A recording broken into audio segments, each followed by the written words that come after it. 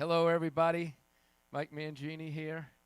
I'm excited to be back for this fabulous Long and McQuaid extravaganza. Let me hit my drums, all right?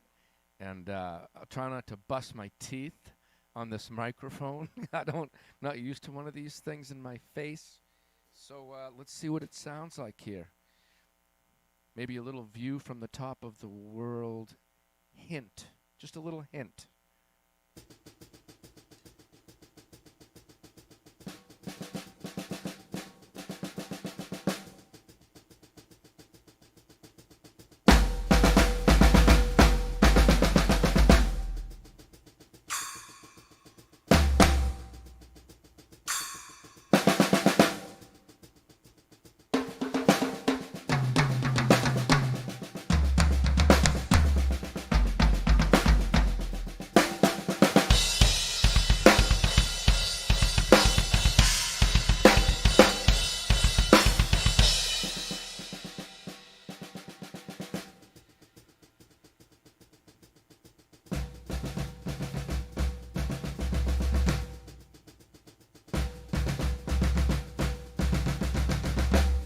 Where's one?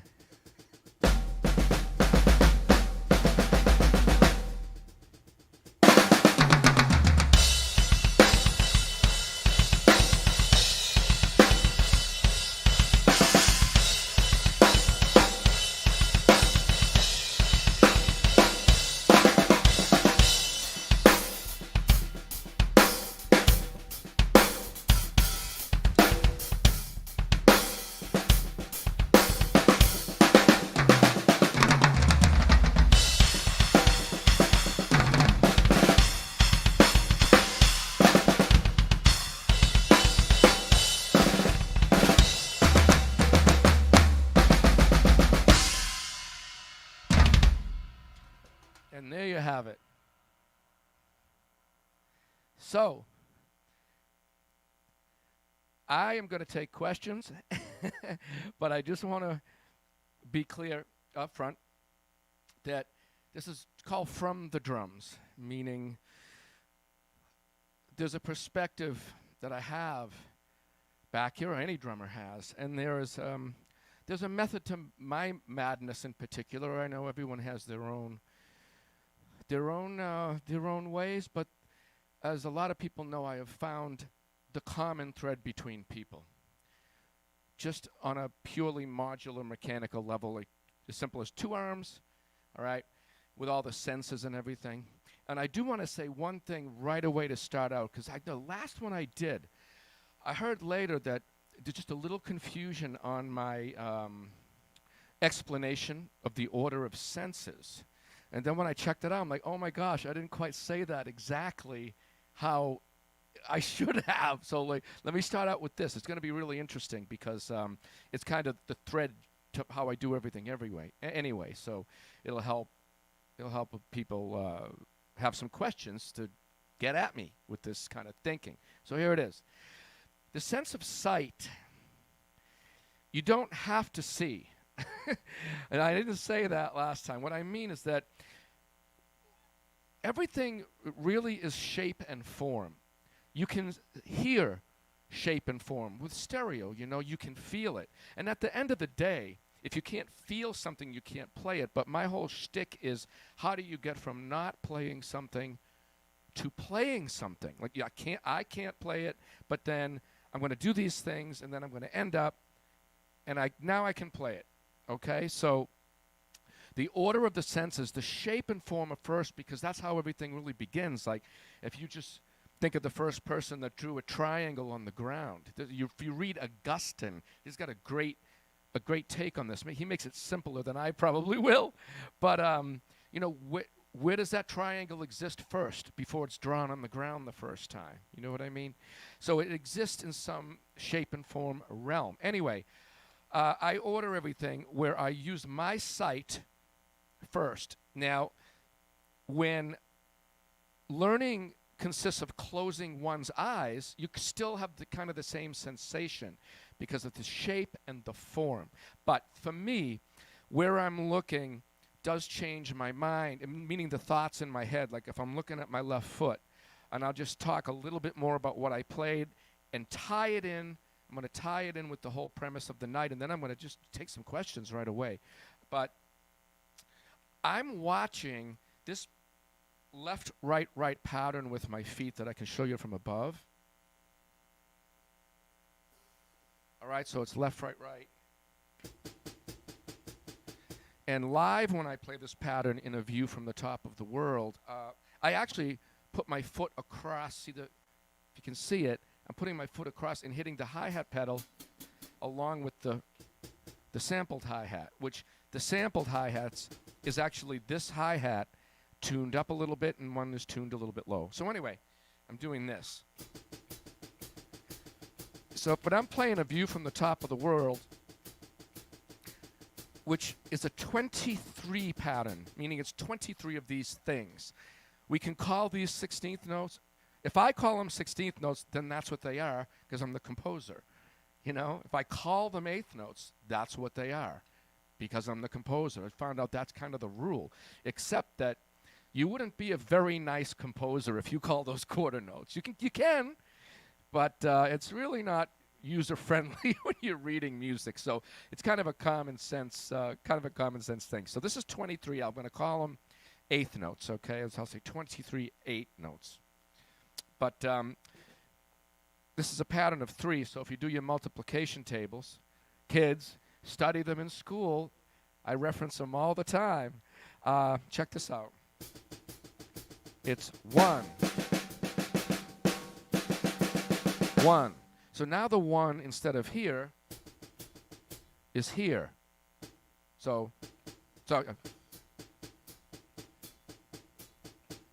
1, 1, 1. It's on the second. It's on the second right foot hit or the third hit of the 3, and then it moves to the first right foot hit or the second note on the right foot, like this. 1, 1, 1. That's why at the beginning of this virtual clinic, it's why I left space, meaning it's why I did this. 1. All right, so 1, 1, 1, 1.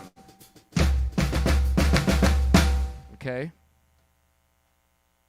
So I'm using my eyes, or at least turning my head, to focus on that left foot. And then when the 1 switches to the second right foot hit, meaning 1. So it's 1, 1, 1, 1. That's the feeling of the triplet. When it switches to that live, you can see my whole body move and turn and look at that foot, because it changes what I'm thinking. It changes my hearing. Some of this, when you're learning, or we're learning, is that the ear pinna, you know, these bad Larrys here. When you turn your head, you can actually hear more clearly where you're looking. But I have inner ear monitors in, and now I got these ultra cans on, so it doesn't matter as far as the hearing. So there's a sensation. It's just a matter of focus. I don't know how it works. So that's the explanation. And you can understand why it can get a little confusing, because we all can use words and make them mean something to us, but they don't actually mean what the definition is. So, hey, oops. But the whole thing is that sense of whatever happens in the brain, all right, that's associated with shape and form is the primary way to focus when we're learning, because it changes our thoughts. It does change what you hear, and then it changes what you feel. And that's the whole point at the end of the day, is to get to the feeling. You know, like you're playing double strokes with your hands.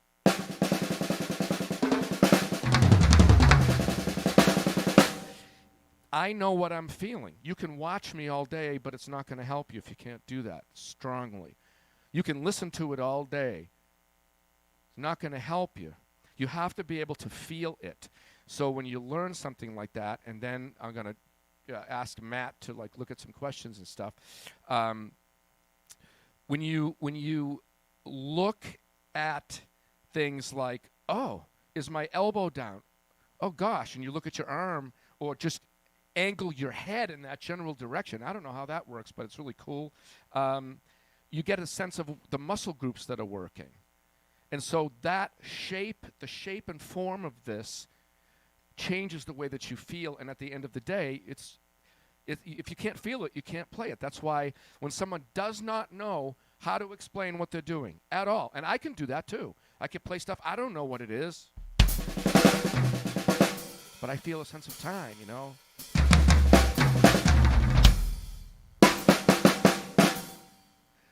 I don't know what that was. Bad.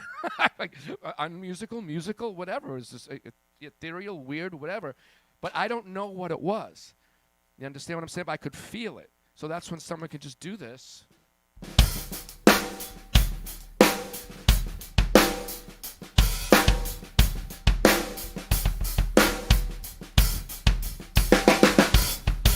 And not know exactly what it is. And they don't have to know. You can feel it, so why bother, right? So tonight, really, I can communicate what is it that you can think as far as the shape and form, the sounds, so that you can learn something. All right, so here we go. All right. Oh, that's an interesting question from Kathy. Hello, Kathy. Do I have to put more than one foot on a pedal because it's a smaller kit? No, the pedals are the same size. I have done this on the bigger kit. Plenty. In fact, I got 4 pedals on each side on that one across the studio, and my feet are all like this when I practice over there. And Michael Wadham, how you doing, Michael? How do I approach intensifying a song without pushing the tempo? Well, playing louder. That is interesting. Well, you do have to balance the dynamics, Mike. So you got to save it for when it is loud. And as far as energy level, I think the notes in between have something to do with that. You know, like.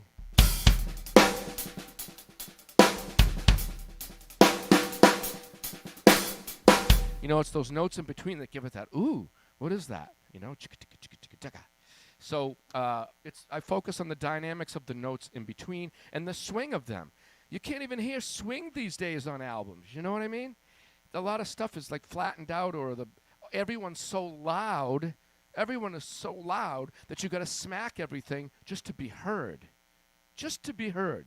So there's certain kinds of music where the dynamic is hit it hard. That's what it is.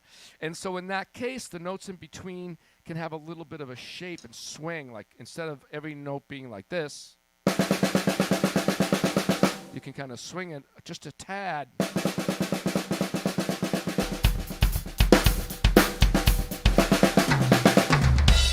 Barnum was the king at that, you know.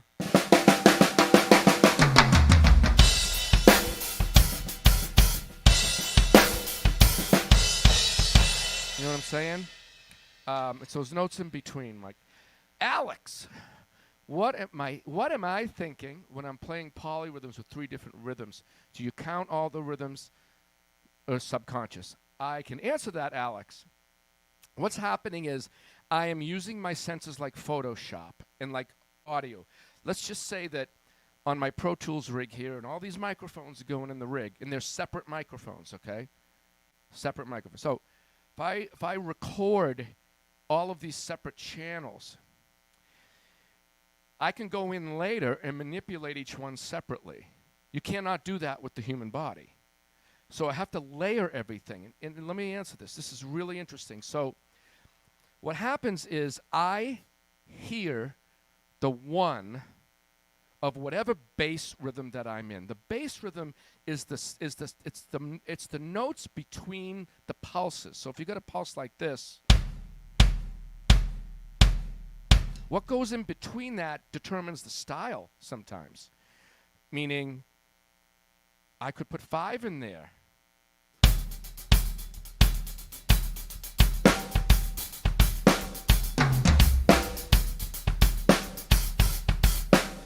That's very like close to Armenian music, you know, although it sounds more rock and roll on this kit. What about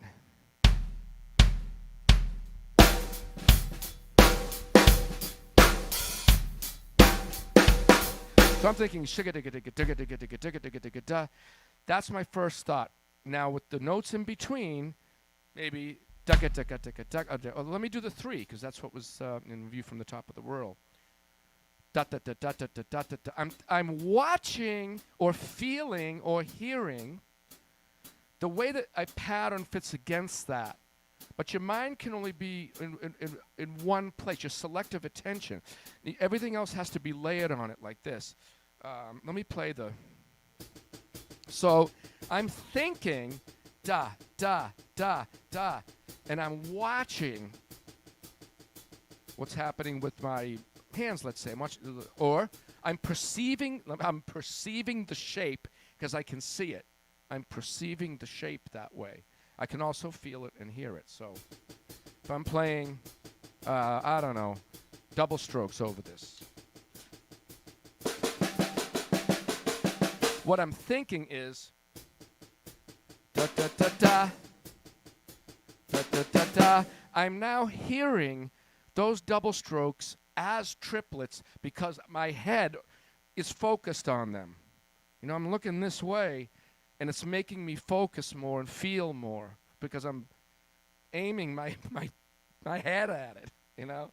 So what I'm thinking is the bass rhythm. Da, da, da, da, da, da, da, da, da. So let's just say it's A View from the Top of the World. The bass rhythm is 23. The bass rhythm is 23-8, but I'm playing this nonstop.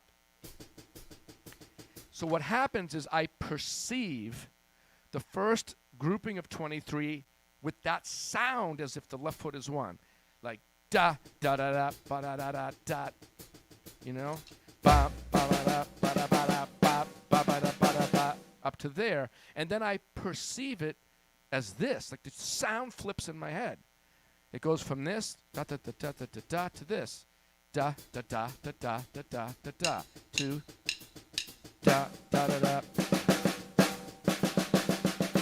And then the sound perception changes again from this to this. 1, 1. Da, da, da, da, ba, da, ba, da, ba. You see, so for polyrhythms in 23, just 23 things, like notes, eighth notes, my perception is that the 1 of 23 is the 1. That's my main bass rhythm. The threes, the triplets, fit on top of it. And what's really cool about being able to play something like this in a band, like Dream Theater, is that you can play it in a band like Dream Theater is what it is. It's like, oh, this is good. You know, it fits, and it's interesting. So that's the whole thing. Alex, it's how you perceive the bass rhythm, and then by hook or by crook, turning your head, listening, feeling, letting the whole thing churn, your perception layers the pattern that you're seeing in the bass time. All right, short-term memory loss when you are recording. Oh, short-term memory. Before this clinic started, I'm like, where's my water? I forgot I put the water down here. Like, what's wrong with me? Seriously, I gotta go like to the hospital and get some Get It Together drops. Like, what's the problem? It's a couple of screws loose, probably. Anyway, short-term memory when I'm recording with a click track, and what sound do I? Oh, cowbell. There's no question. A metallic cowbell with cut is helps me the most with a click track because it's a razor. I picture like it's razor sharp. And then, Ian Pace. Of course he does. Absolutely. Love Ian. We had margaritas. That must have been like a dozen years ago. And he has purple glasses, like deep purple. It's like somebody meets me, I think this is what they think. 'Cause like, but I'm that same guy now, so I'm like you or someone else that wants to meet me, and I'm meeting him like, hey, how you doing? Go, thanks for saying hi to me. You know? Anyway, I know what it feels like. Okay, let me move on. Does your grip always stay the same? No, Mike. This is important. Oh, my gosh, what a great, are all great questions. Check this out. I promote that at some point, a drummer learns to make their fulcrum in the first joint of the index finger. It doesn't mean it always stays there, or that's how to do it because I do it. That's not what I'm saying. It's not what I'm saying. My fulcrum is in that first joint most of the time. Most of the time. And so my grip stays the same most of the time. But life is not easy. So let's say I go on stage, which I do, and I play a song. And Alien, I got to play the Alien first. Just that's great. What was I thinking right in that part? Anyway, my fulcrum defaults down to here. Like, it's almost like in the ring finger or the middle finger. Why? Well, because I can sense that I'm tense, and if I keep the fulcrum up at the top, I'm going to grab the stick like this, and then I'm going to have big problems. So I even let go of it, you know? I'm like, the thing is coming out of my hand. I don't even have a grip. There is no grip. So, yes, it changes. It depends on my level of nervousness or not being warmed up. And I just make the adjustments, and slowly it goes back in there. And then I try to keep it there. Why? Because I make less mistakes that way. I'm more accurate, meaning that the idea goes from my brain right to the drums.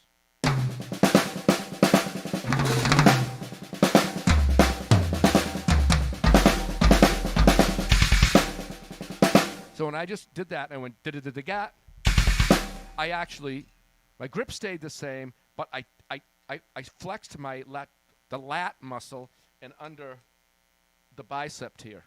I flexed it so that I could go zit-da-da-da-gat at a loud volume to make my wrist do that. Anyway, but the grip stayed the same.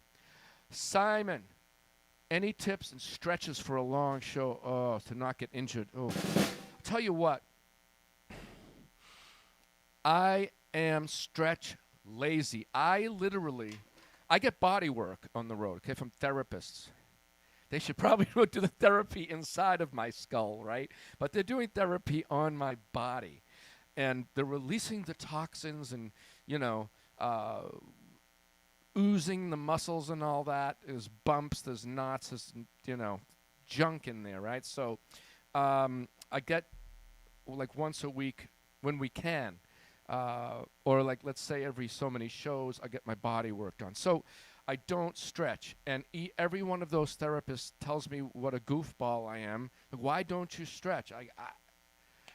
I don't like it. I mean, I stretched during the show. Actually, somebody filmed me and put it on YouTube. I'm like, oh my gosh, because I forgot that everyone could see me. There's that stuff, the screens behind me, and I'm standing up on the drum riser, like, stretching out because I don't want to stretch when I'm cold. So, how do I deal with it? I don't do the stretching. I do small motions, very small motions. Like, you can see, probably can't hear that, but it's very quiet. Same thing with the feet. Watch. My beaters are close to the head. For me, that's really fast, but I don't even know what tempo that is.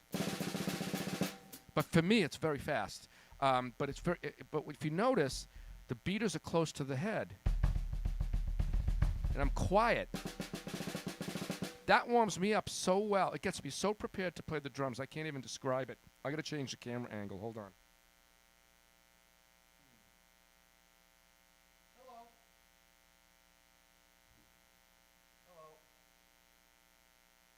Hello. So, all right. Oh, we keep these questions coming. So there you go. That's what it is. Small motions. Okay, Joe. Flooded Studios. All right. Hey, Joe. That's right. I have a different shirt on. Joe made me some cool, like the sport tank tops with the FE symbol and all that stuff. So I have those with me on tour. I'm gonna A-B them with my Dickies shirt because I kind of like the look of a vest too. So to rip off the sleeves, I wanted to see what it felt like. So I'm mixing it up. So anyway, Yeah, and I'm sharing my playing. You're welcome. And I'm buy shirts from Flooded Studios. They get the sweat. Drummers are a mess. We are a mess. You got to have the right clothes to play in. All right, Emily. What's my technique for increased speed on my kick pedal? That's it, right? On the non-dominant foot. Listen, just make the motion as small as you can. I'm going to change the camera angle and then talk. I could put my feet, on this screen, but it's just better I take up the whole screen so you can really see. So the smallest motion, if you look at my left foot, which is my non-dominant foot, that's the one moving, not the right one, but the left one, okay? What you want to teach that is to have as much ankle motion as you can, okay? Why? Well, because doing this, the bigger motion doesn't teach you what you need for control, accuracy, and speed. You see, you can take the correct motion and speed it up or make it louder, but you cannot do that to the incorrect motion.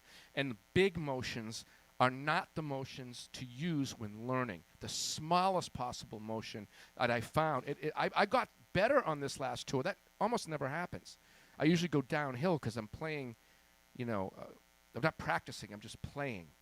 But these small motions, like with the hands, I feel the engagement of all my muscles from my neck to my my bicep, tricep. I feel everything. With a big motion, I don't feel any. It's just my arm moving. So with the foot pedal, it's just a tiny little motion. Like, you want to look at the beaters, you want to look at your ankle, and you want to look at your knees. I'm going to show you my knees in a minute. That's what you want to do, because you can always make it louder later. So my knees, I'm watching my knees, because if the knees come up high, then I'm not engaging the ankle. And this is a learning thing. I don't sit there on stage and play like this, and my ankles just like little the woodpecker beaks, or the hands. I do use big motions, but inside of the big motion is the small motion. So inside of this big hand whip, at some point, it goes like this, and then it stops right there, the elbow. And now the wrist mechanism kicks in without the arm. You see what I'm saying? It's like the whole thing's moving, and then it's like, stop, go with the wrist. So with the feet, you're kind of just using the ankle. And that's what you do is you oops. Just practice with the smallest motion. Your body will tell you, and if this doesn't help, I don't know what will. But your butt's the most important thing. Your rear end on the stool, the buttocks, the glutimuses, whatever you want to call them, the coconuts. I mean, I don't know. Whatever you want to call that, your butt. Put your butt on the stool, and it's to the back of the stool, not the front. If you sit in the front, you'll fall, and you pick your legs up and forget it. You sit to the back of the stool and push off. So it's like from your butt to your toe is one giant muscle, and that's what will help you move the ankles. Okay, that's a long answer, Emily, but I wish someone gave that to me. I'll tell you, I put 30, I don't even think, 24 years into my feet, and they almost went nowhere good. All right, Mark D. Hi, hello. Nice new kit. Yeah, why did I scale down? Can you take us through the new setup? Yes, absolutely. Yeah, maybe play a little something too.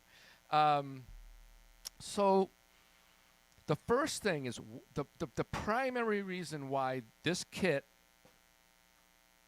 exists is because John Petrucci asked me if I would play a smaller kit. That's number one. I guess so, John. Why? Well, the room, our live room isn't huge, at least not yet. So it's like just some more space in there, whatever. And plus, I think part of it too is he was he experienced me on a 4-piece kit with G3. It's just a hi-hat, a 4-piece kit. Oh, actually, I had a couple of these hamster tubes, too, the Cannon toms. So he experienced me playing that way, and I think he enjoyed it. So, he felt I could do it, I think is really what it is. So it's a combination of things. So that's the reason. He asked me. Now, for me to tell you why he asked me, I can't speak for him, but I know he said, well, we don't have a lot of room in there. But my instinct tells me he experienced me with that 4-piece kit and knew it worked. So, and take you through the setup. Yes. Okay. First of all, the snare drum.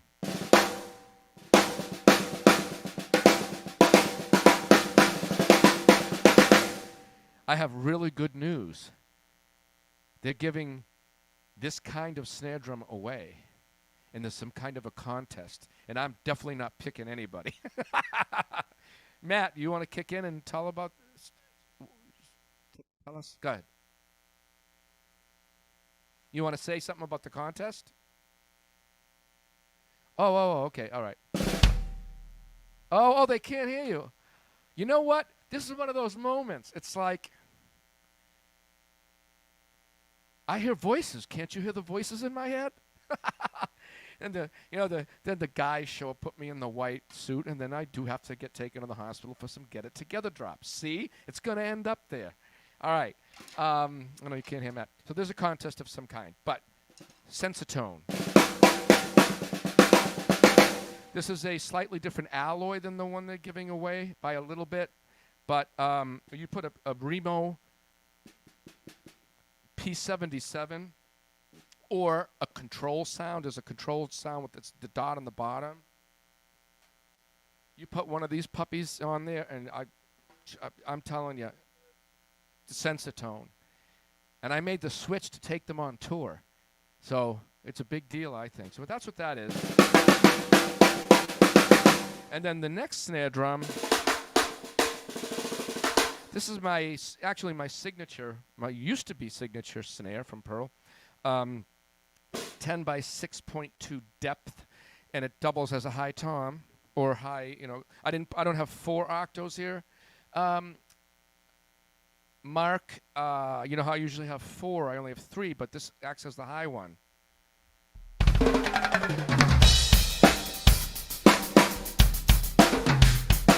Oops.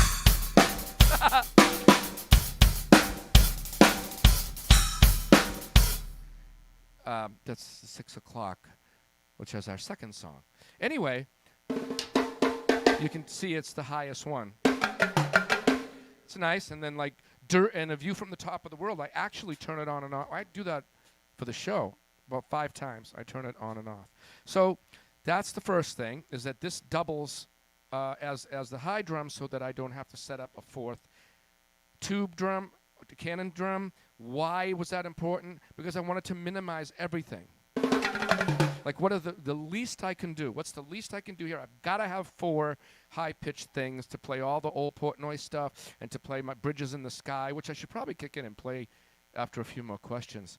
That could be fun. I'll play some of it or whatever. But what was I thought? Oh, yeah. So what is the minimum? I went with 3 because this acts as the high one.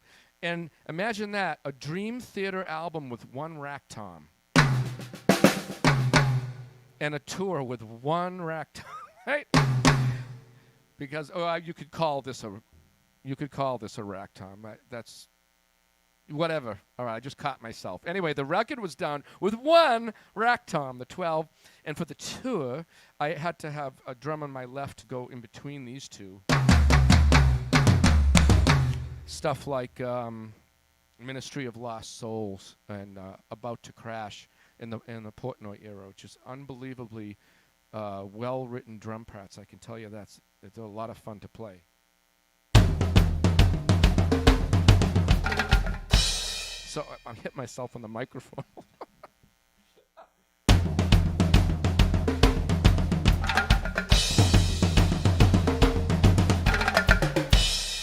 And so it's nice to have that there.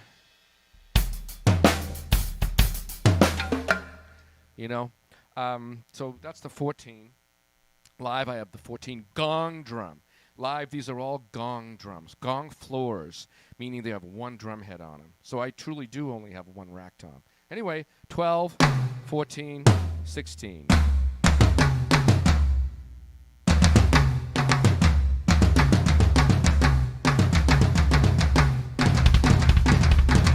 And then a 20-inch gong.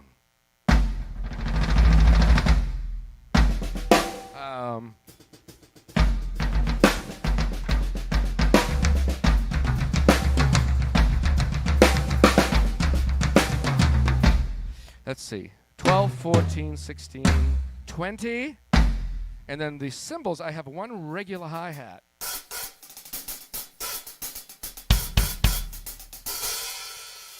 A permanently open one. And two permanently closed ones. Like answering the call.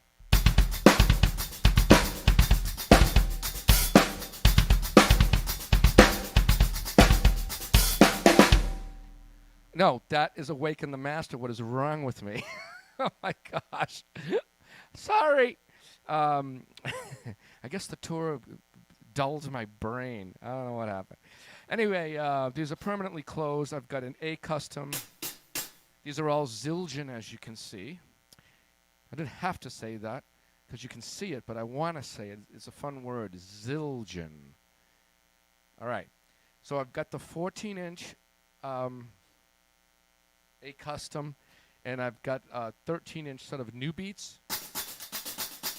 14 new beats on this kit, and then these on this kit. These are 15-inch hi-hats. Live, I've got 13s here, 13 here, and 14s here. So, no, I have one 14, and these are all 13s, I think. Oh, I get the ZBT. That's right, ZBT 13, because that's what I used on the album. Sorry about that. 13-inch new beats and 13-inch KZ live on live and on the record. This kit in this studio is slightly different, but this is the setup. Now I got my two trash stacks and two splashes.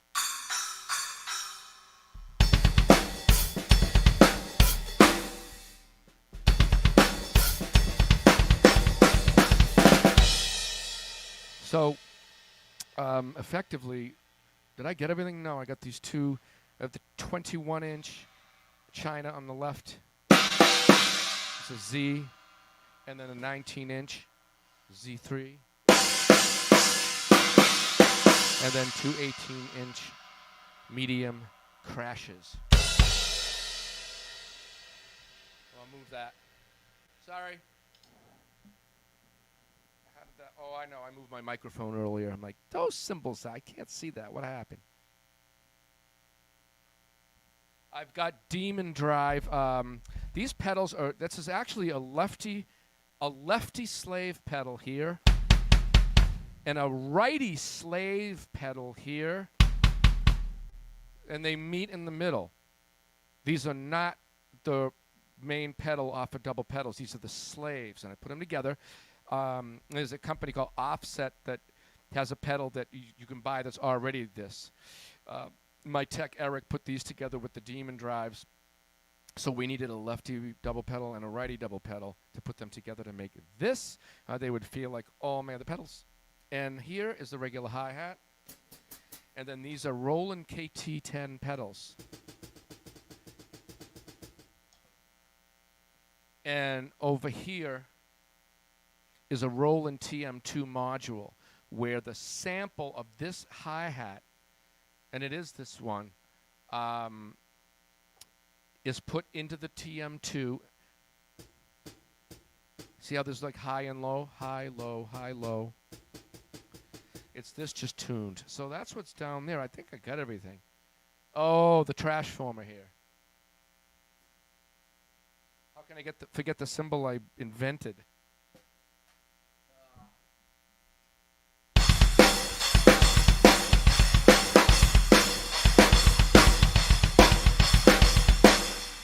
Yeah. So I think I got everything. Mark. Yeah. Let's. Why don't I play that? A little bit of that tune might be fun. All right, let me move this thing out of my face so I don't bust what's left of my teeth.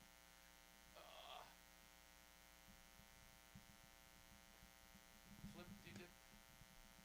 Get out of my way.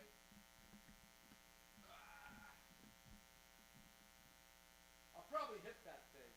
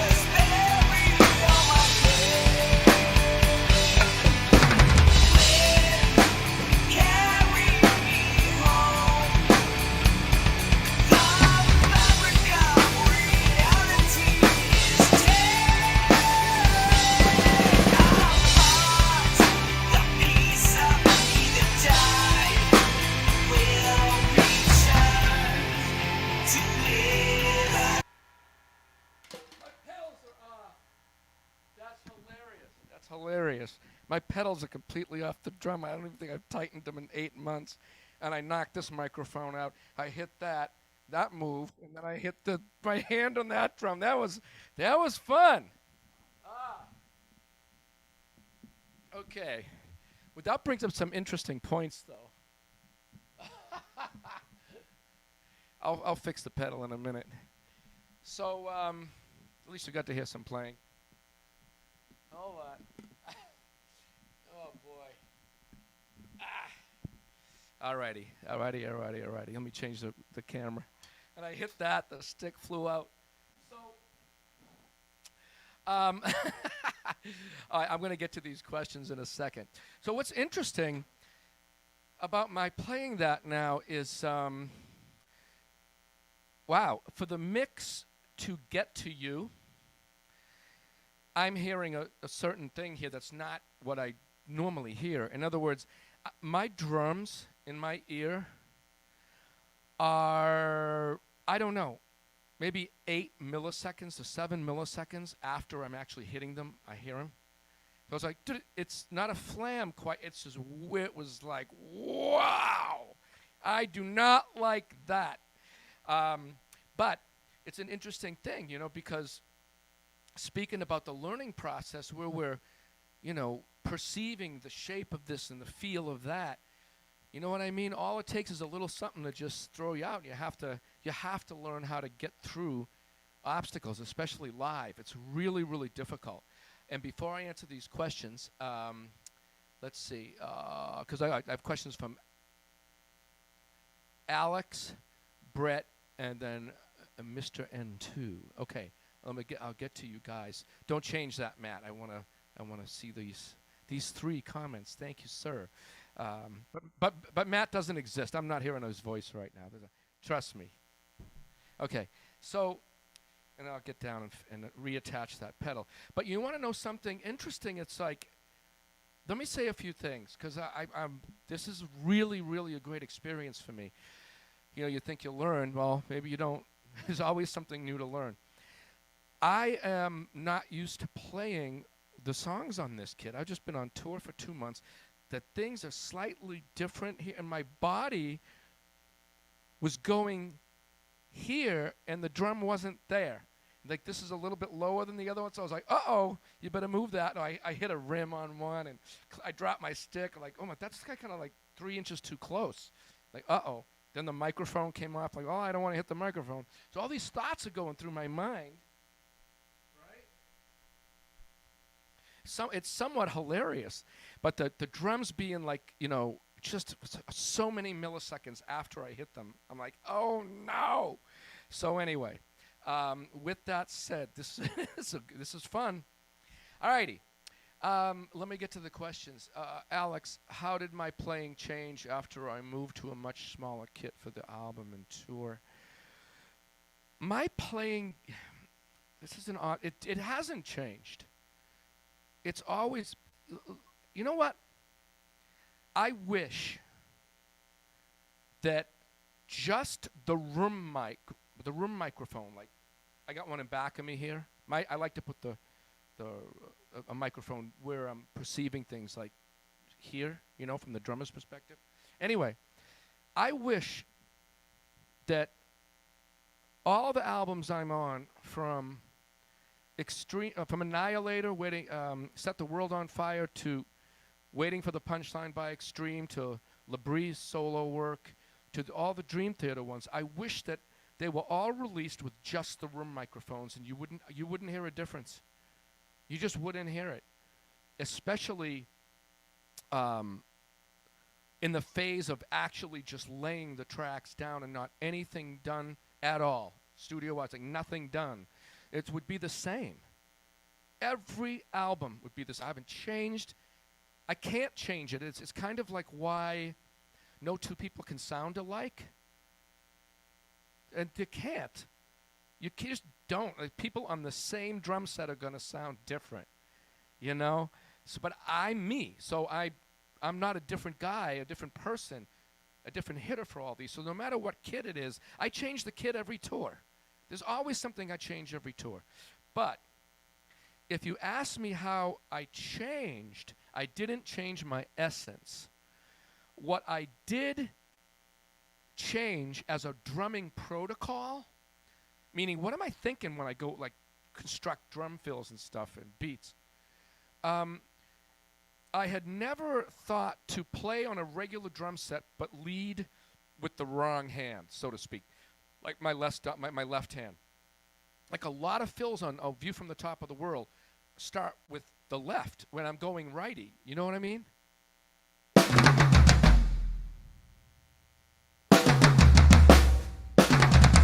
They're starting with the left hand instead of the right. So that's different. That's different, but my essence of hitting is still the same. Let me attend to this pedal. I mean, that's the other thing. I'm sitting here, I play on this kit, I record on it, I film on it, I'm hitting it, play a song on it. But when the red light goes on, like when I just performed for you, I go into some kind of other alternative universe. I don't know. I feel like I could punch things. That's all I can say. I really do. It's like I get well up in the inside. Stuff happens, sweat comes out. You know, it's like going up to a hornet's nest and kicking it, and then the hornets go flying. When the red light goes on, and I want to talk about that, Alex, I'm not finished with you with that because it brings up the Alien and how when we went in the room, that's the first thing that was written, the first thing I played. It was the first thing done. On the kit, I never practiced. Like this, I never practiced on it. I set it up, and we wrote the Alien. So let me fix these pedals. It's right off the drum. Oh, my God. All right. Watch me fumble around. And now I can't fit my head in here. This is hilarious. It should be embarrassing, but I don't get embarrassed. All right.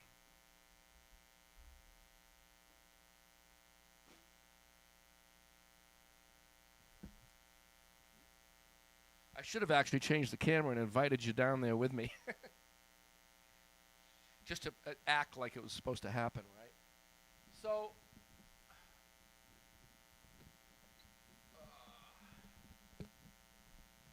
okay. So, yeah, the red light goes on and I get loony, you know? Crazy stuff. Hold on. Alrighty, so let me get to the other questions here. Oh no, the Alien. Yeah, I had never experienced. Oh, I'd never experienced this. This wasn't a part of the record in this. These two, this one. Neither was this. So these three things, because I have to play Bridges in the Sky and Portnoy era songs, so I gotta have at least some of the sounds, right? The song won't sound right. So yeah, I'm leading with the left all over this record, and the Alien itself. Yeah,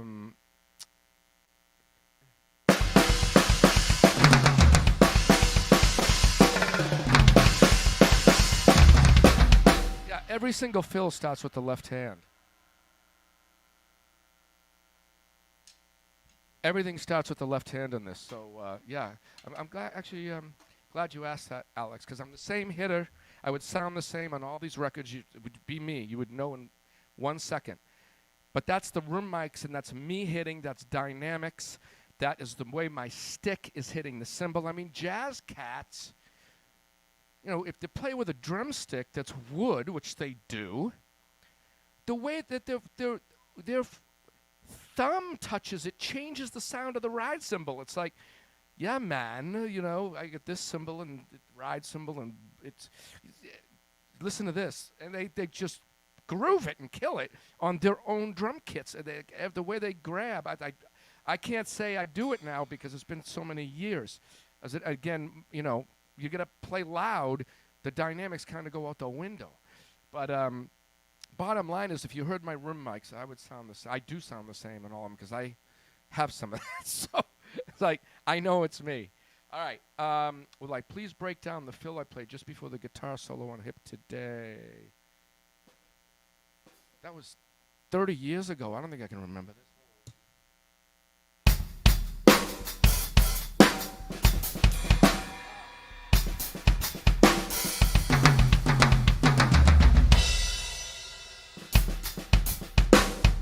Yeah, it's like a Gary Chaffee thing.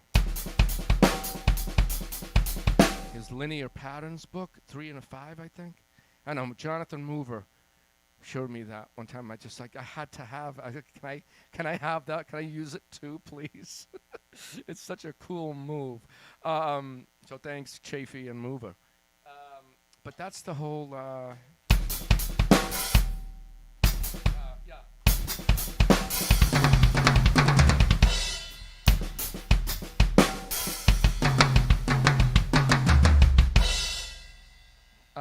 Brett, I can explain it technically, but when you just see me do it, let me do the above move.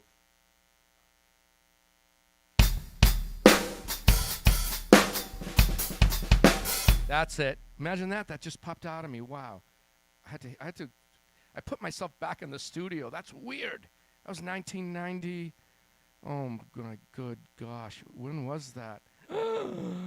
93? No, it was 94. That's right. Oh man. All right, I was like 11.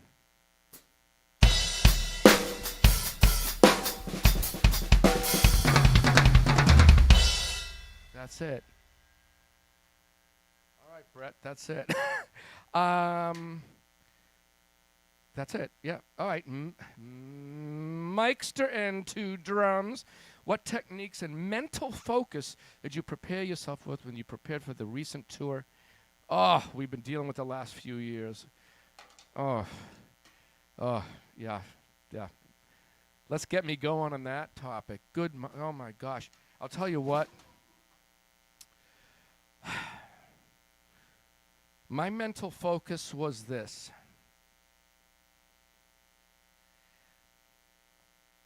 It was emotional first. The emotion was I have to accept the fact that I haven't been on stage in 2 years. All right, so there was acceptance. Like, I'm not going to be great. And sure enough, I mean, I made mistakes, like the first week. And I don't know that I made 2 glaring mistakes on the tour. I dropped a beat and about to crash. There's a reason, but no blame. I should still be in control. There's a reason. I went, oh my God, what the? And then I dropped the beat. So it was like kind of like this, like, oh my gosh, the pedals are off.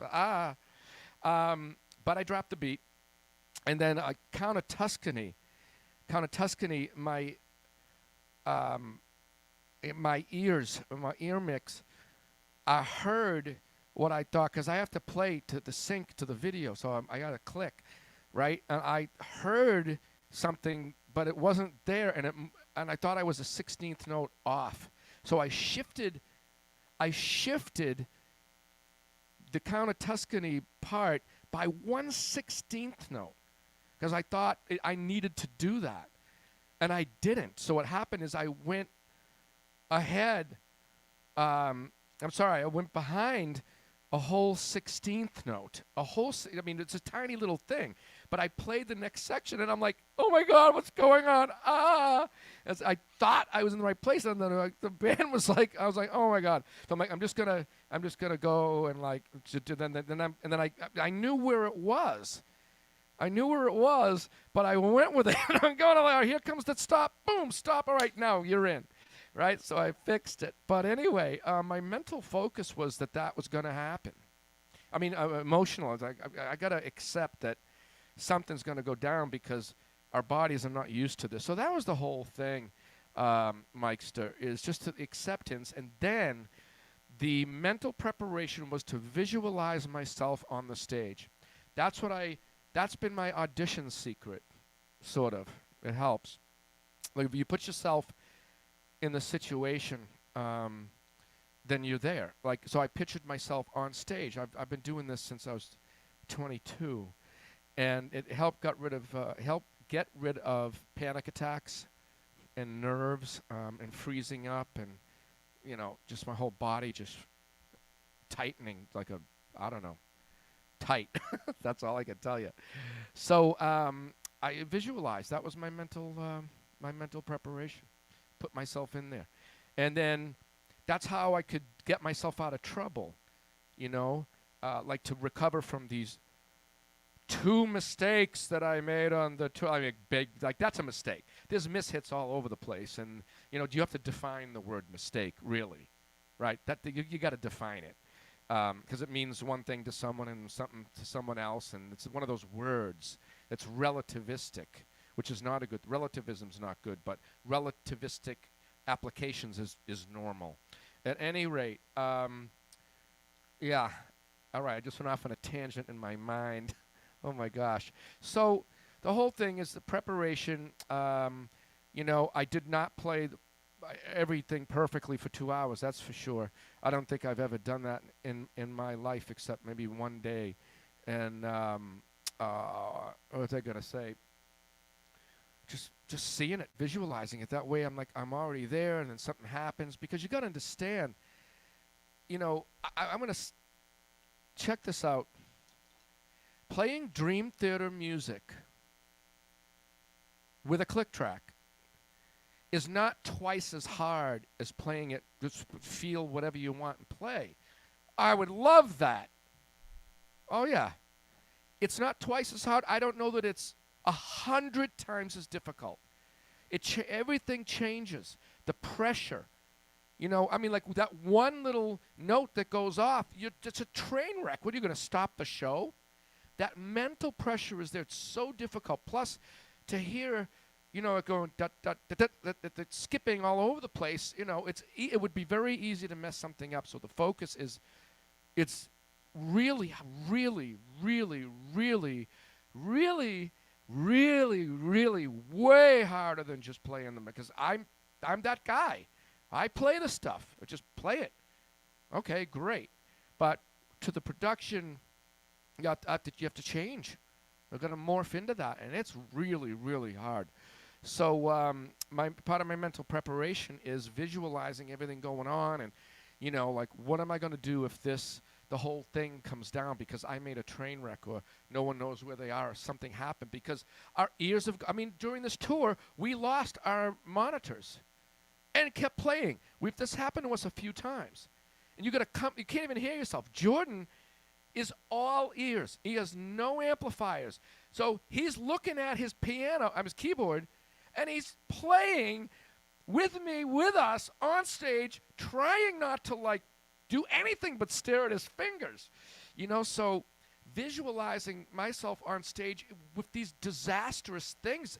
And believe me, we had, almost everything happen to us on this last tour, but you wouldn't know it, or maybe you do because, the errors happen. But those errors happen for reasons. Stuff goes out, it flips your mind, you don't know, and then something doesn't sound right. It's really, really, really a tough thing. Alrighty, I think I talked enough about that. But I'll tell you what, it is really, really tough. If I just bust into one of the songs now, great. But if I'm playing this thing or whatever, it's so much more difficult. Especially when you hear your drums 7 or 8 milliseconds late or whatever it is. All right, so I'm going to answer another question. Then I want to have a question from Matt. But hold on. So Robert, hi Robert. Oh hey, Rob Silva. Hello. Do I have tips regarding angles and heights? Considering the amount of drums surrounding you, and related to above, do you have a signature technique to help reaching high and oddly placed drums with the kit? Yes. How was that? Yes, I do. The technique is inside the mind. It's like I have this, the technique comes from the clockwise, counterclockwise limb system of mine. If someone's not familiar with that, it's my first physical system in my rhythm knowledge series. And you can look all this stuff up for nothing. You don't have to buy anything, right? But you can look at my rhythm knowledge website, which explains the mentality and the cognitive end of this. And on Vimeo, I have a bunch of the rhythm knowledge systems into massive programs. on my Vimeo page. You know, so the clockwise, counterclockwise limb system deals with taking 4 limbs and turning them into 12 pairs. So my ability, my system for dealing with where stuff is and hitting it is the CNC limb system gets you to focus on the limb you're not using. In other words, if I'm just using my right hand leading my left hand and then my right hand leading my right foot, kind of like this.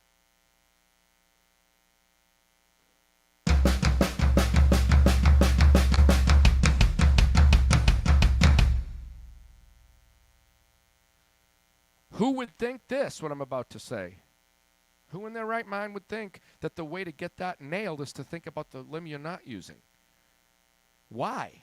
Why? The left foot is paramount. So while this is my left foot, the normal thing to do is just let it sit here. But I'm thinking about it, my heel's not ever touching the ground, really. Well, for the most part. I mean, it'll drop because I'm lazy. But if I keep it here, watch this.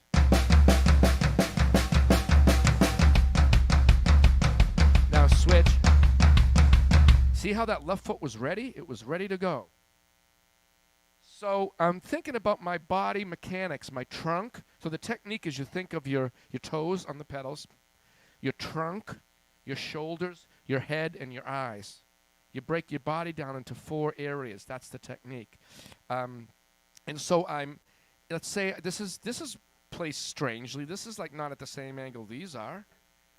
This is not at the same angle. The tour ones are like lower in here, and this rod is cut down. So that's I actually hit that during bridges. I went doop doop because I'm not used to it. For 2 months I've been playing a different arrangement.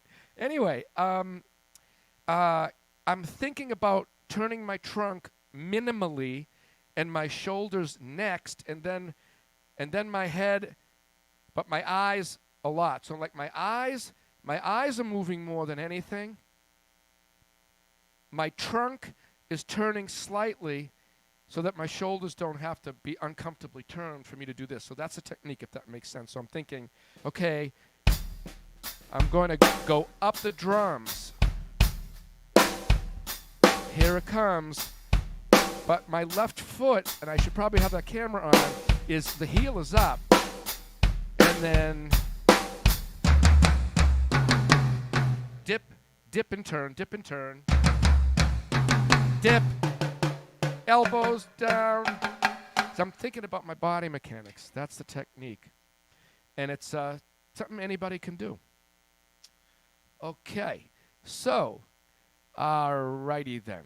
So I'm just babbling by reading more of the comments. What time is it, Matt? Okay, did you hear what he said? I heard his voice, did you? I did. All righty. So, you know what? How about this? I'm going to play based on Robert's question about the, angle. How do I adjust to the angles? Just like kind of watch me go. And I'm going to put the foot cam on so you can see. You can kind of see that my body's, look at, like I'm moving my trunk and my shoulders, but my feet aren't moving at all. And I'm doing that on purpose. But if I'm natural, what happens is the heels move the opposite direction of my top. Actually, because the cameras are flipped, it looks like they're moving the same way. They're not. So I'm turning my body left, but my heels are going right. See, they're going to the right. Whee! All right, let me just get this out of the way. So you can just watch me, and I can just shut up. Be quiet.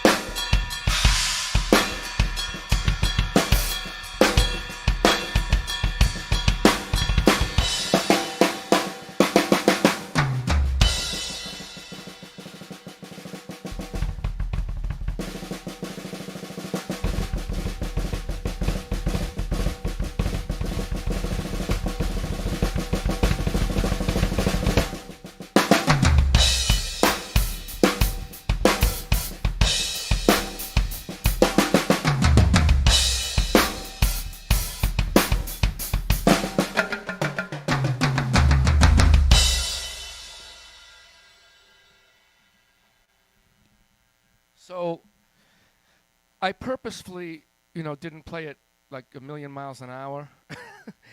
And I wanted you to really see my body turning and the feet pivoting. I'm thinking about all that.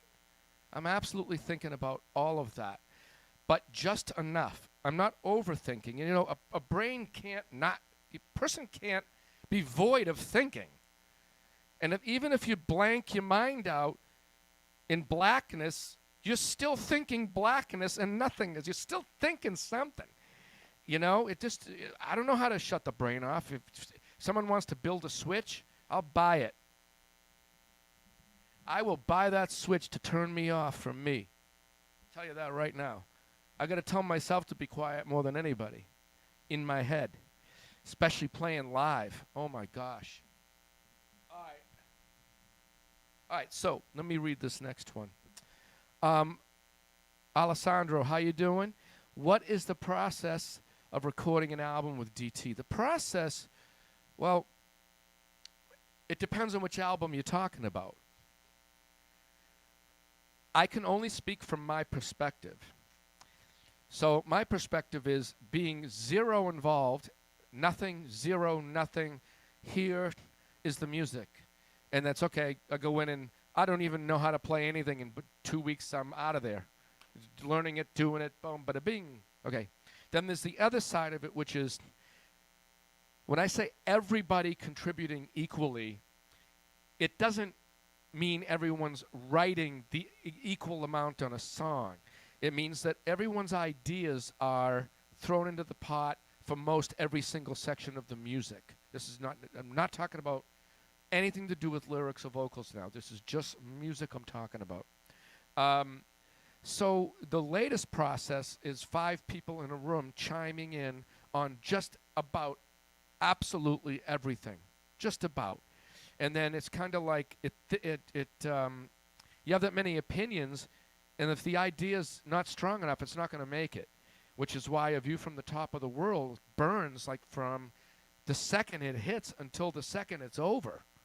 It's just, even if it's just burning with melody, like the songs that we don't have in the set right now. The answering the call and the other two. I'm way ahead of myself. Oh my God, transcending time and yeah. All right, never mind that comment. So, but there's lots of melody, right? So even if it's that, where the strong idea has to get through. So that's the process. Is that most of the time everyone's chiming in on every part. In other words, I'm playing a drum part, and James is chiming in just as much as anyone else. Everyone is. And so it comes down to maybe a piano or keyboard moment. We make comments. Oh, what about this sound? Or did you try that? Or sometimes you don't say anything. It's just like, oh, that works. But pretty much it's that. But then you have these moments. You have these moments. Like when the album started out with the Alien, that was like more centered around everything I was doing on the drums. Even though I have a keyboard here, and even though I wrote some riffs that didn't stick as they were, like the heavy stuff, like that kind of sound, I might feed that, and then Jordan will turn it into something that sounds better for the band. You know what I mean? So it's not just that. I mean, I'm actually writing parts and writing riffs and writing music notes, not just drums, music. But for the most part, that's just few and far between for me, but it's there. As opposed to John and Jordan, let's say, getting together to figure out chord structures and landscapes. That's when I just get off the stool and spell words and just disappear for a moment, take that mental break, have something to eat, and then they go ahead and do that. So that's what it's like. It depends on what we're doing, but the Alien, it was like, well, wait a minute. I got the 17 thing, but I have it in a triplet form.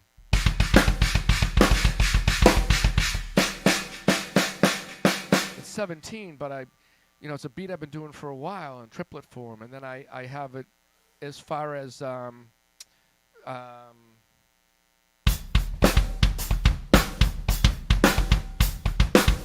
It's 17. Even sounds like 4/4. I know it sounds like 4/4, but we do 17. So I have this.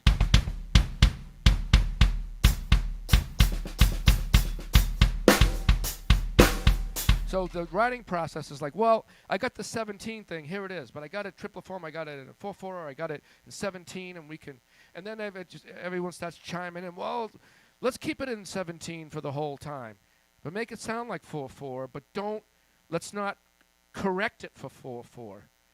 It's still 17 that it's in, but it sounds like 4/4. So that's chimed in from someone else suggesting to me, oh, let's do this, let's do that. So it's a collaborative process. I could just keep talking too much about that. Let me get to another question. Yeah, but that's the process. So everyone's in the music, and then that's as far as I go with it. Oh, with it on the last record, because I wasn't involved with the lyric and vocal end. So when I record, do I mostly play the song through and piece the tracks together, or are they full takes? They're never full takes. They're done in sections. They're done in sections, and well, I mean, the initial draft is a full take, yeah. But then, I like to go and evaluate it. I mean, it's an album. It's like forever. An album is forever. So I don't want to sit there. You want to know what? The drum fill in Awaken the Master of the drum solo section.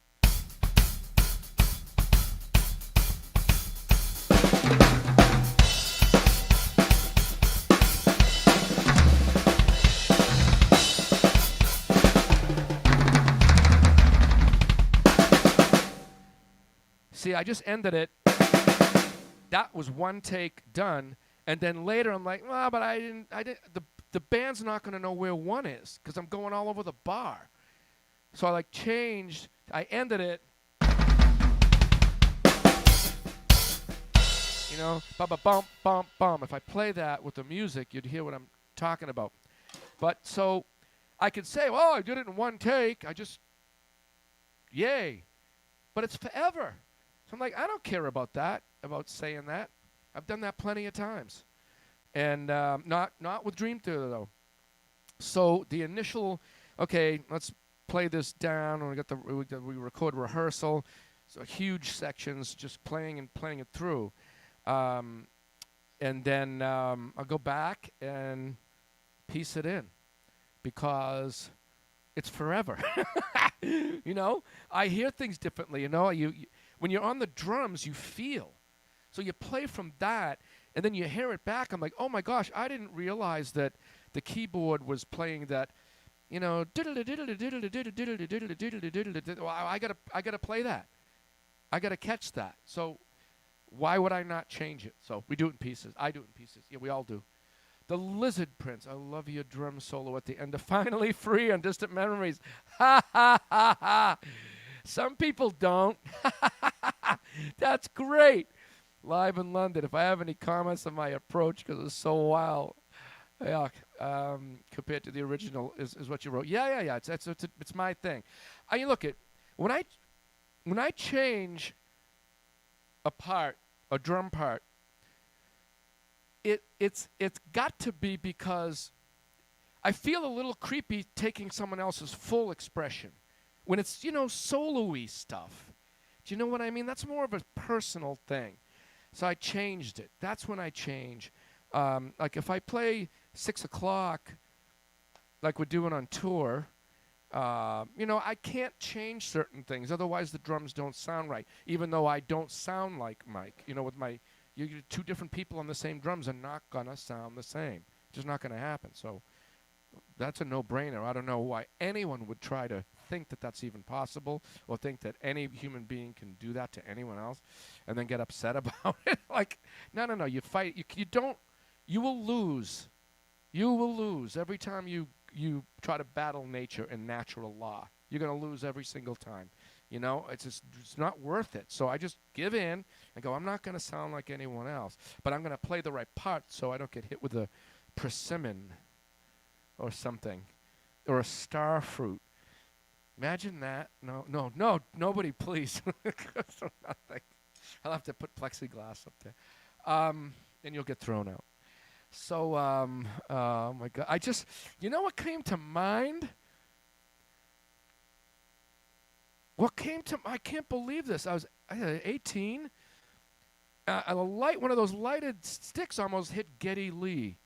I was like a Permanent Waves tour. It was like a horrific place, Cape Cod Coliseum.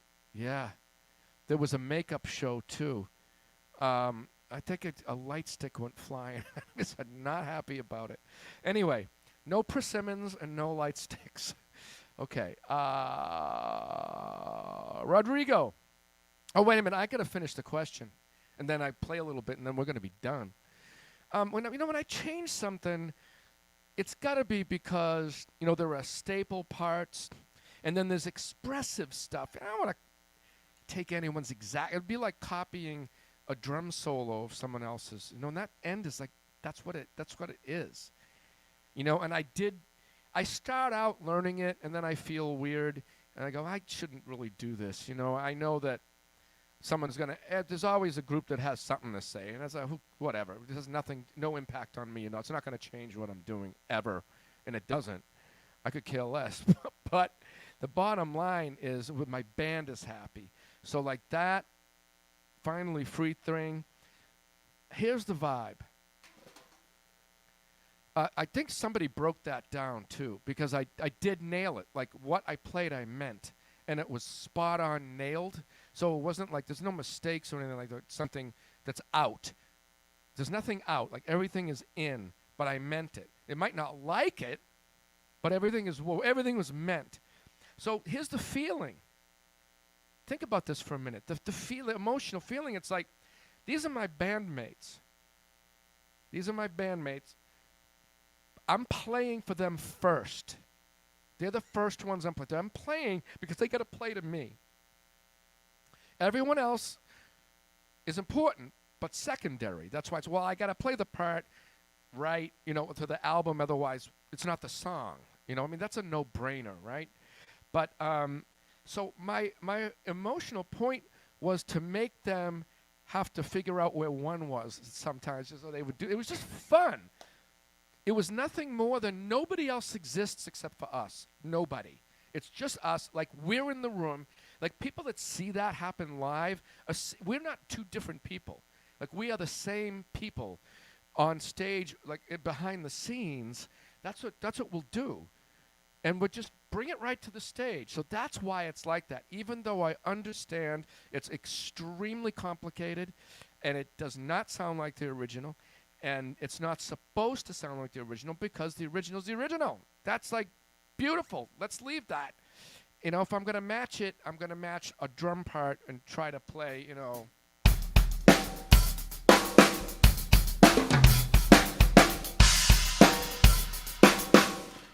even though it's never going to sound exactly the same. I'm trying to play the right part. All right, Rodrigo, you're going to be probably the last one. How much time do I got, Matt? All right. Over the years, I've covered a variety of styles. What kind of music do I listen to at home? I'll tell you what. Since I joined this band, I listen to Dream Theater when I have to learn the songs.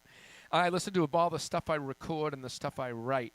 I don't listen to a lot of music. That's why you won't see me in the magazines doing the top 10 this. Well, my top 10 albums of the year are my top 10 something. I can't do it, as I don't have any. I listen a little bit, like I will, if I'm just a casual, or like, let's say I turn on the radio, or I go into my database. Like, I want to just hear something, which I don't even know the last time I did that. Probably on a flight. But it's like, I like to listen to certain kinds of Afro-Cuban with some energy. I love Horacio Hernandez. Like, he can't play anything unmusically. It was just like, he's over that line of like the best of the best. There's a kind of a line. There's people on this side for me, and he's one of them. I will listen to some Van Halen when I drive. It's like old, though. There's nothing new. I don't want to name too many new things, because then that gets me, well, you didn't mention me. or it gets me in a little bit of trouble because I know like a lot of people, right? But I scan through new stuff every now and then, but I don't per se sit down and just, I'm going to listen to music right now. I come across it. There's a difference. So no, I don't know. I listen to stuff I've listened to for 30 or 40 years, like, and then I hear newer things, and oh, that's interesting. Okay, cool. Like I never know what's the new thing.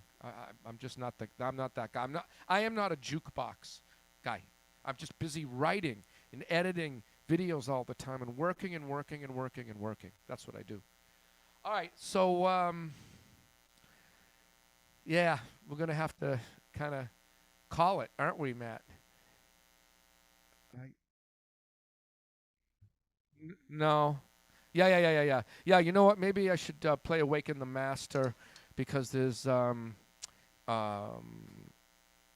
you know, nah, I don't want. I was gonna say like, what do people think if I like play like the middle of Ministry of Lost Souls? Like that's something I gotta play that part. I don't want to change much of anything. It's not something you can do. It's such a brilliantly conceived chunk of music that when I had to learn it for the tour and I listened to it. So the question? What do I listen to? I listen to Dream Theater. Right? I thought this is really, really good. Like this is really good stuff. You know what I mean? Because Mike was like messing with the triplet and doing every four of these and three of those and couple over here and turning this around. It was fantastic. But that's something that, let me just, a little bit of it.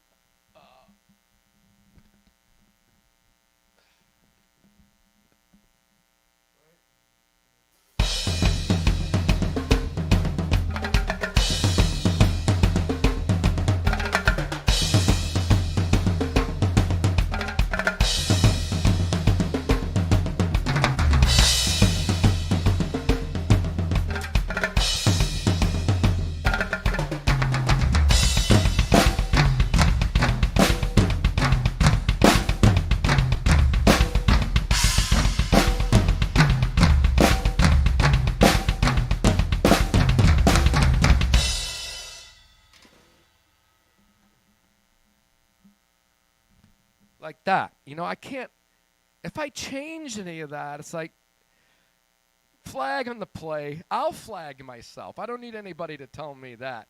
I know I got to play it, but and I love it. I think it's just a fantastic part. I almost hit my microphone. Like, oh no. But let me just put Awaken the Master on. There's some cool stuff.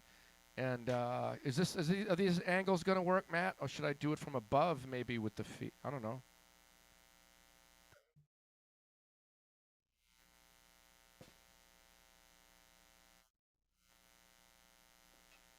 You guys hear Matt? You hear that voice? All right.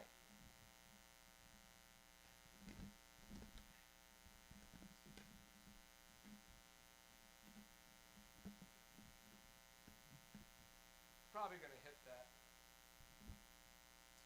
All right. Where is it?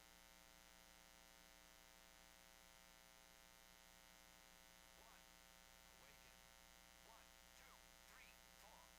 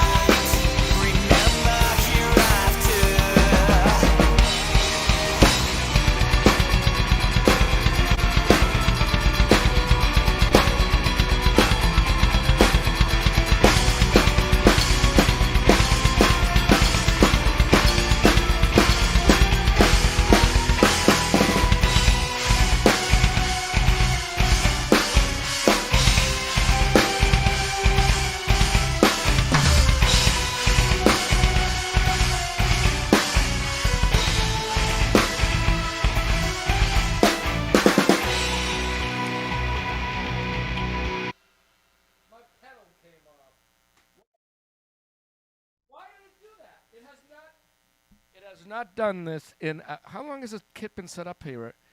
A year? It has not done it once. What did I do? I'm sorry about that, everybody. It's going to end. Sorry. Yeah, I think that's it. That's like the most anticlimactic, worst. and it's like, it's not like, oh, there's like 300 people at a clinic somewhere. It's like YouTube, the whole world, see it over and over again, and say things about me. Like I need more. Oh my God. All right, hold on. Oh, come on. All right. I'm sorry about that. I don't know what's, I wonder, as I cranked it, I wonder,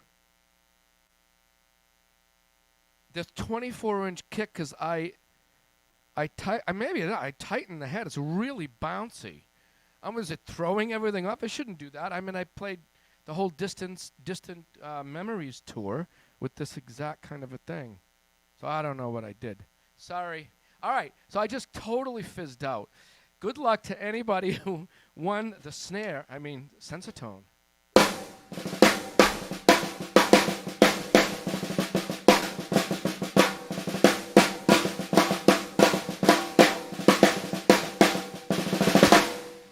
Yeah, go baby. All right, thank you to Long and McQuaid.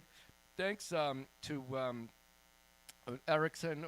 We've got Peter Moronzak, and we've got Grant Russell, my Montreal Canadiens loving friend from his GR sales. That's my Pearl rep up there, or the Pearl rep, Ontario. Thank you, Grant. Thank you, Peter. Thank you, Matt. Thank you, everybody. These were really great questions. Yeah. Sorry about the track. I'm going to have to deal with this tomorrow, so that never happens again. I got to change the camera and say goodbye. I can't. I'm not going to even check this. When you post this, I'm not even going to look at it. No, I don't want to hear it. But the thing was just brutal playing with the, because again, the way we set up this mix, I changed something. The drums, I would not normally have them that up in my ear, and it's like it's just a delay. It's a delay with the DAW. It's like, oh my God, no. All right, it is what it is. Hope everyone enjoyed it. I got some classes this Saturday, so my pedal will be tight for the Saturday Zoom class and the lessons. I'm going to make sure it's tight. All righty, if you're in that, and go to the Vimeo if you want to get some free pointers or whatever on these systems. But bottom line is, this gear is unbelievable. So we're looking at this stuff. I'm telling you, these Remo heads last forever. My Wicked pistons don't break, barely ever, unless I overuse them. The Zildjian cymbals have just always been the best. And the Pearl drums, listen to these things. It's just, they all sound so good. I've got my Shure microphones, right? Here we go, Shure. Everything is Shure here. I've got my Zoom Q2N cameras and what the heck else? All kinds of stuff. My Roland stuff. I got to mention this, Matt, because it's like, if anyone to know what I'm playing, well, you know where to go to get it. You know where to go to get it all. That's for sure. I don't think I left anything major endorsement out. So there you go. All righty. Bye. Long and McQuaid, when the music begins.